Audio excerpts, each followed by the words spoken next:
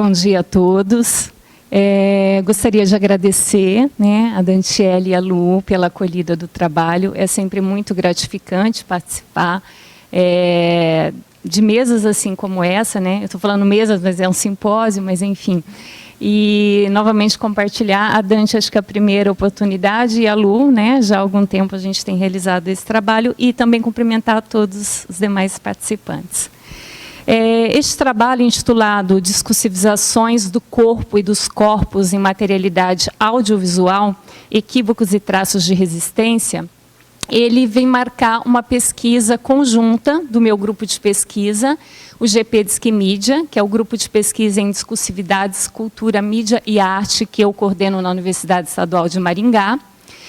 Mas eu também faço parte da oficina de AD, Conceitos em Movimento, coordenado pela doutora Maria Cristina, carinhosamente Kitty, que é a minha supervisora de pós-doc. Este trabalho não é representativo do oficina de AD, mas ele é específico aqui, neste momento, do meu grupo de pesquisa. Esse grupo, ele é um grupo recente, mas nós temos uma base pechetiana e sempre procurando estabelecer relações de diálogo com outras áreas do conhecimento, seja de base materialista, seja com a possibilidade de produzir deslocamentos.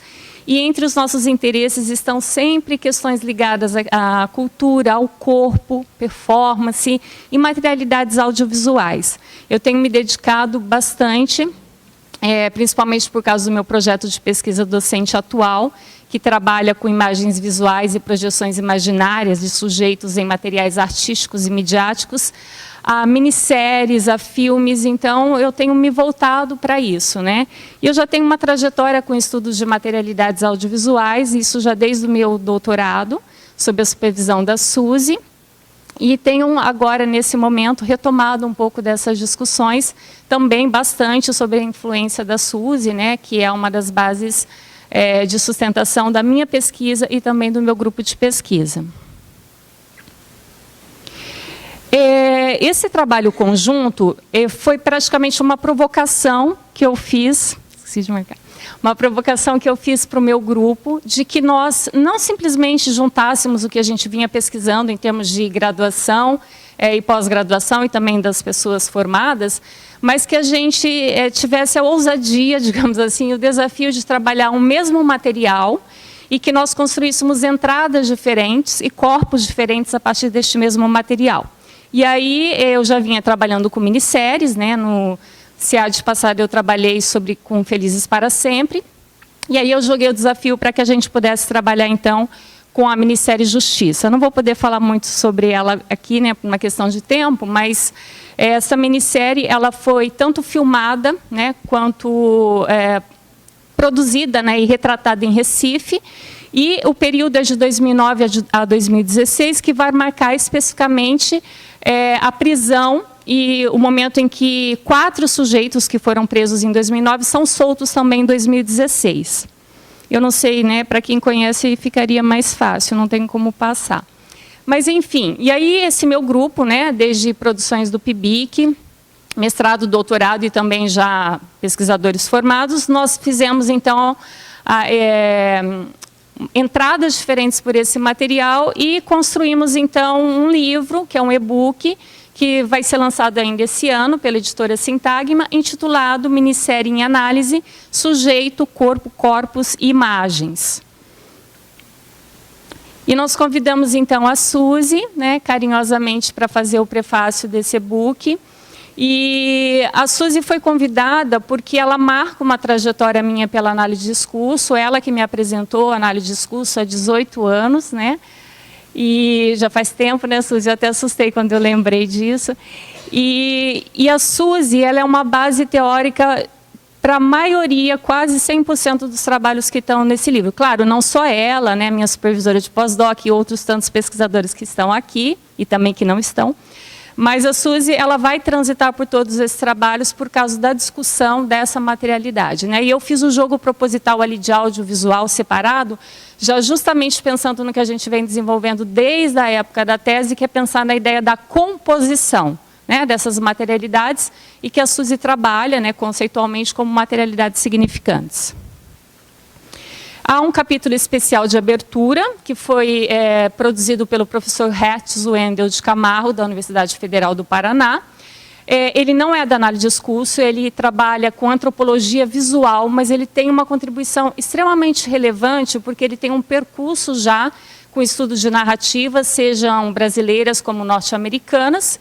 Ele é publicitário, jornalista, é doutor nos estudos da linguagem, é mestre em educação e comunicação e arte, então ele transita muito pelo próprio entremeio do qual eu e meu grupo transitamos.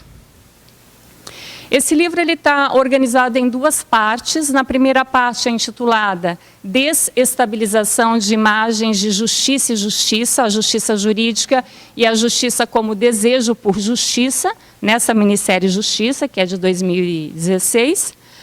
E o primeiro capítulo, ele é um capítulo meu, e nesse capítulo, então, eu materializo um pouco do meu percurso, do meu projeto de pesquisa já mencionado, e também do meu pós-doc, porque eu tenho me dedicado aos estudos do corpo discursivo, né? Então, ele materializa um pouco desse encontro. E aí, o capítulo 2 e o capítulo 3 é de doutorando e mestre, do meu grupo, e o último, por exemplo, ele vai falar um pouco da questão da institucionalização desse discurso do verdadeiro, né, do jurídico. A minha proposta para essa mesa não foi para falar do livro todo, mas é para me deter mais a segunda parte, então eu vou passar bem rapidamente, só para vocês visualizarem aí as outras temáticas, né? Uma que vai polemizar esse sentido de justiça para o aspecto da vingança, o outro que busca explorar os elementos cinematográficos, da linguagem cinematográfica, mas pensando numa constituição de minissérie, e o outro que é da Bruna, né, Delgado, que já é mestre, que está aqui presente também, e que vai pensar um pouquinho na questão da música, da trilha sonora, mas de uma música em específico que vai permitindo esse enlaçamento, né? E, ao mesmo tempo, esse entrelaçamento desses 4 episódios, que são 4 episódios que eles vão se entremeando na minissérie, e ela vai por aí. A parte 2, então, que eu fiz a proposta de trazer para essa mesa, é intitulada Sujeito Mulher e a Discursivização dos Corpos. Interessante que digamos assim, essa discussão pela mulher enquanto um corpo discursivo, ela surgiu meio que por um acaso. Esses trabalhos foram se encontrando a partir das propostas que os alunos foram apresentando, e os pesquisadores. Eu não vou comentar agora, porque logo na sequência eu vou falar um pouquinho sobre cada um, tá? Eu vou partir, então, de um conjunto de frames que marcam 4 casos de 4 personagens mulheres, que essa parte 2 do livro acaba se apropriando, entre aspas, né, para poder fazer, então, os seus recortes e a construção dos seus corpos. O primeiro é a Isabela, que foi assassinada pelo noivo Vicente, que marca o que a gente chamou aí de caso Vicente. O outro é a Débora, que foi estuprada durante o carnaval. Débora, amiga de Rose, que eu vou falar logo na sequência, que também marca esse caso Rose. Maiara, que está aqui à esquerda do frame, né, que se prostitui após a prisão da mãe Fátima, e a Fátima é que marca um desses casos. Mas a gente pode falar em protagonistas no plural, né, porque em algum momento ele é coadjuvante em um, depois ele aparece como protagonista em outro, e os protagonistas não são só 4 também, eles se multiplicam. A Beatriz, né, que é uma bailarina, que é atropelada na saída da apresentação do seu espetáculo, fica tetraplégica, né? E ela pede ao marido que se submeta à eutanásia. E a Rose, que eu tinha me referido, que é uma personagem negra, e ela está comemorando, né, a aprovação no vestibular, numa praia, consumindo drogas como todo mundo estava ali, os jovens curtindo, e numa revista policial ela é apreendida, levada à delegacia e é presa por tráfico de drogas. E a amiga branca é liberada, assim como outros brancos. Então, mais especificamente um pouquinho sobre o capítulo 7, que é intitulado Funcionamento Discursivo do Ser Sujeito Mulher em Justiça, a Milena, que agora ela é formada em artes visuais, ela parte então do caso Isabela, e ao considerar a existência de uma ordem do mundo hostil às mulheres, Milena, né, inspirada na obra também A Dominação Masculina, do Bourdieu, ela volta-se a uma observação da recorrência dessa ordem, e aí dentro de um funcionamento discursivo do que ela nomeou então de sujeito mulher na minissérie. E ela parte do incômodo sobre como a construção e a constituição do ser sujeito mulher em tal minissérie se materializa na relação do dito, né, e do não dito nas falas das personagens, mas já na composição com as imagens visuais. O capítulo 8, que é intitulado A Mulher Negra e os Sentidos Marginalizados no Social na minissérie Justiça, é do Guilherme Hadi. O Guilherme, ele também, né, vem da graduação de artes, mas agora ele é mestre em filosofia. E ele parte, então, da história de Rose, e ele é norteado, então, pela problematização como as personagens, né, com as quais a Rose se põe em relação se escrevem no discurso, ao mesmo tempo marginalizado e marginalizador sobre a mulher negra, objetivando visibilizar a regulação e a resistência em funcionamento nos modos de discursivização dessa mulher negra no social. O capítulo 9 é da Beatriz, ela é aluna de PIBIC, já terminou o PIBIC, esse é um outro trabalho, né? Então, o Corpo Mulher em Justiça, ela fala do corpo mulher e do corpo da mulher, que configura-se, então, como objeto discursivo, né? Observando as personagens, aquelas 4 personagens mulheres que eu já me referi. E aí, essas personagens são pensadas como corpos que discursivizam em apropriações, usurpações de corpos sujeitos outros.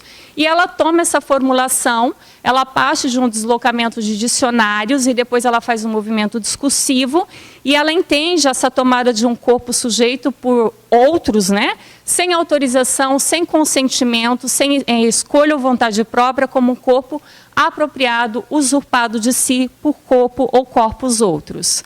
E aí ela se interroga como que isso se dá e, observando regularidades, ela percebe, né, que esse corpo ele vai se marcando num processo de apropriação e usurpação, tanto entre mulher e homem, entre mulher e mulher, e também entre sujeitos, seja homem ou mulher, e o Estado, no sentido jurídico.